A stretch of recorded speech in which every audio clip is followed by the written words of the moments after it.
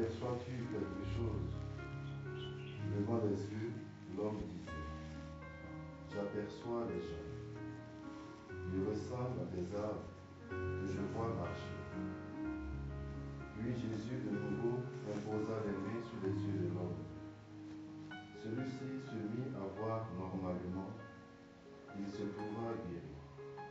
Et il distinguait tout avec netteté.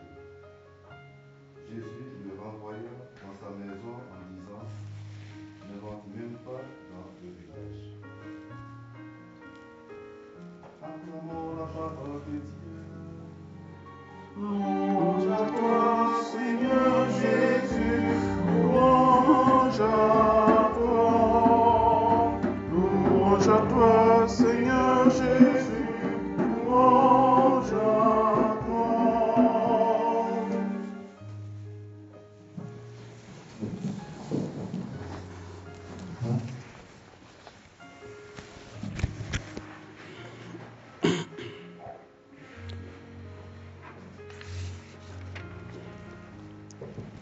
Nous avons un évangile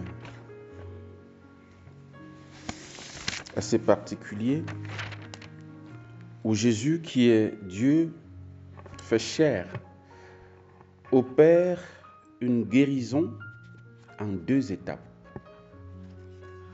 Bon, ça aurait été nous, il n'y a pas de souci, nous on est ce qu'on est avec notre faiblesse et tout, et nous agissons au nom de Jésus, évidemment, mais ça passe par l'épaisseur de ce que nous sommes, par nos manques de foi, par nos péchés et tout. Donc ça peut, une guérison, une prière de délivrance ou alors d'exorcisme, voilà, peut traîner avant de se réaliser, parce que voilà, c'est pas nous directement qui agissons, c'est Dieu qui agit au travers de notre prière.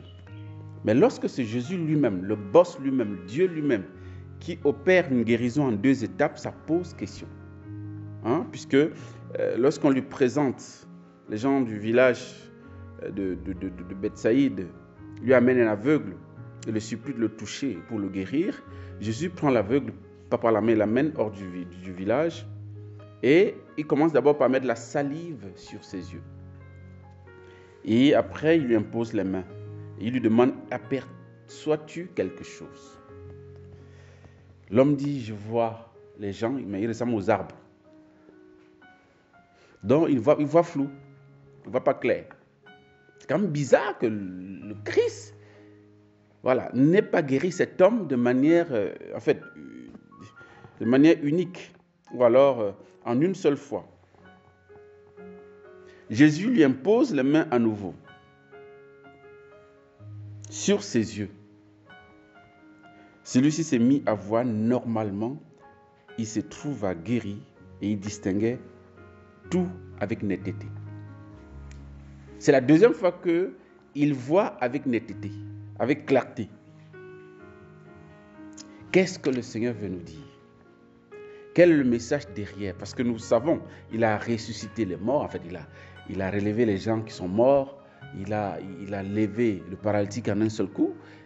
Comment se fait-il que pour un aveugle, même l'aveugle né, il a guéri l'aveugle en un seul? En fait, il a fait beaucoup de choses. Pourquoi ici, il le fait en 2 étapes?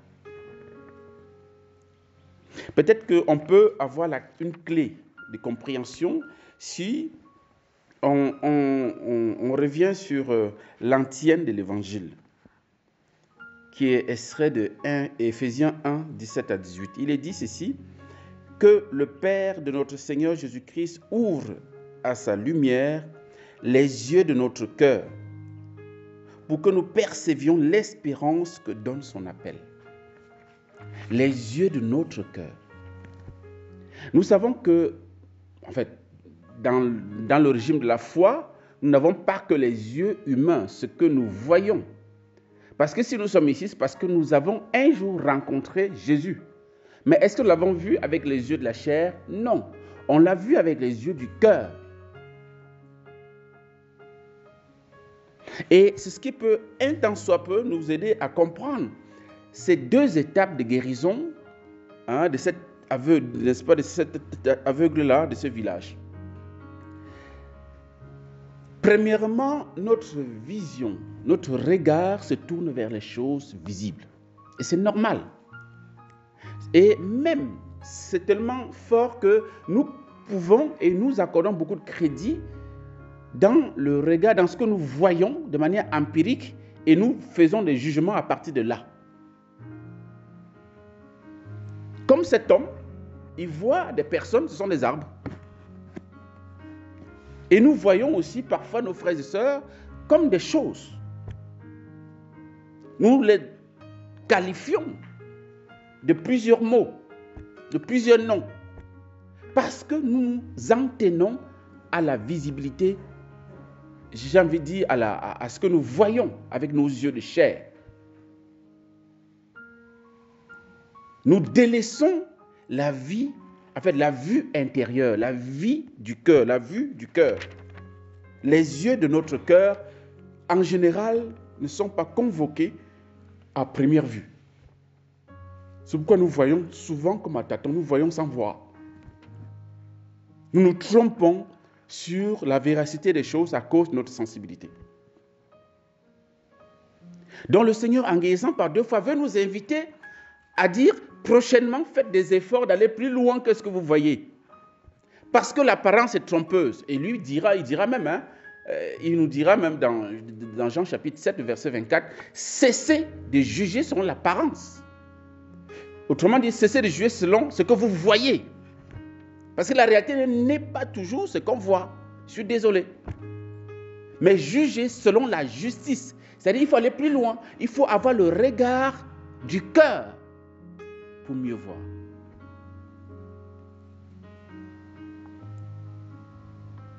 Et c'est ce qui explique que dans la première lecture, Jacques, par 5 fois, en fait, il apparaît le mot écoute. 5 fois.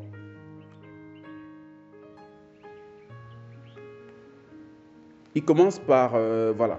Sachez-le, frères bien-aimés, chacun doit être prompt à écouter. Lent à parler, lent à la colère, etc., etc. Il va encore poursuivre. Accueillez dans la douceur la parole s'aimer en vous.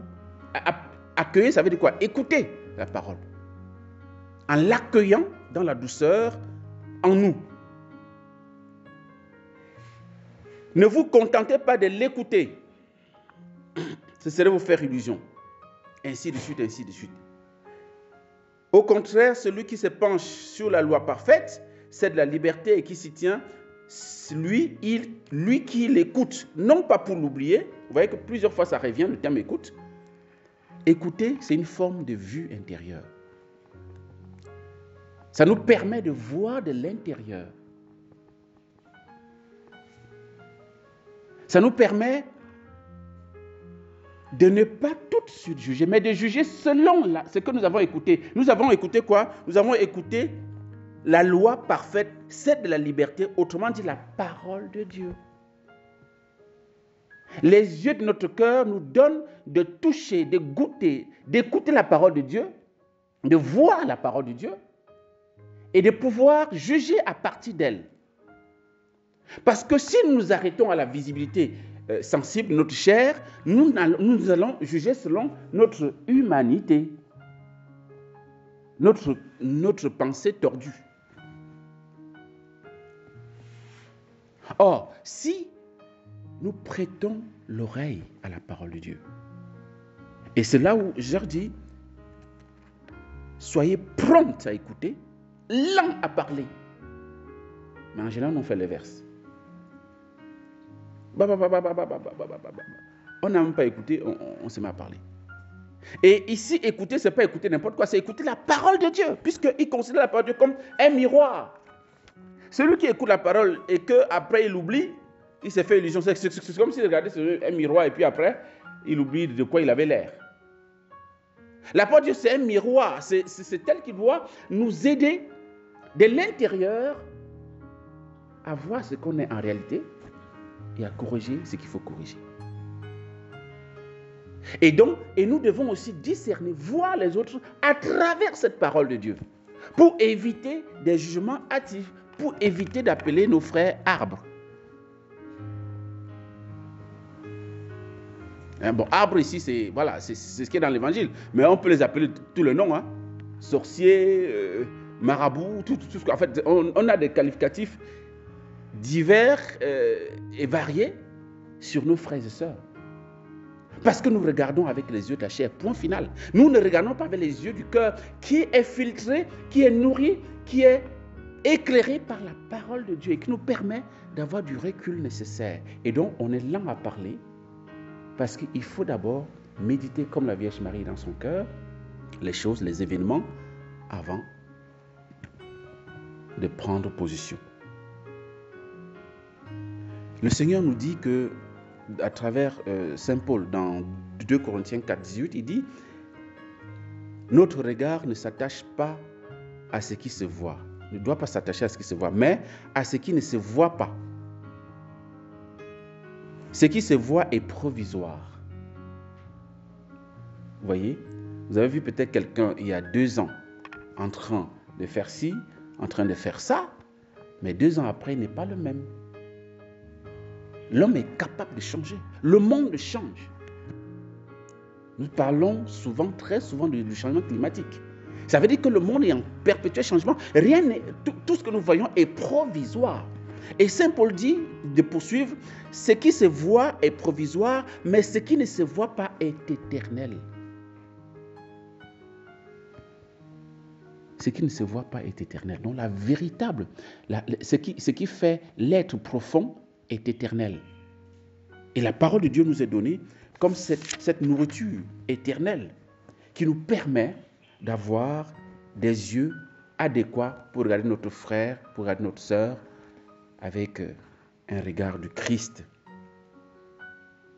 Un regard qui est capable de le guérir, de le relever, de le promouvoir et non pas de l'humilier. Parce que quand on taxe quelqu'un d'arbre, ça veut dire que c'est quelqu'un qui est une chose. Quelqu'un qui est là, qui est moins que rien quelque part. Demandons cette grâce à Saint Joseph qui a su. Et ça, c'est vraiment le modèle. Hein. Nous faisons mémoire à Saint Joseph à ce mercredi. C'est le modèle de l'écoute. Voilà quelqu'un qui est de tous les évangiles n'a pas parlé, n'a pas dit un seul mot. Soyez prompt à écouter. Et là, il a été parfaitement jusqu'au bout. Un homme d'écoute. Et c'est parce qu'il était un homme d'écoute qu'il était à mesure d'écouter. Dieu dit, n'aie pas peur de prendre chez toi Marie ta femme. Ainsi de suite. Va en Égypte. Reviens. Fais ci, fais ça. Que nous soyons à son école des hommes et des femmes d'écoute pour que nos yeux de l'intérieur puissent primer sur les yeux de notre chair. Amen.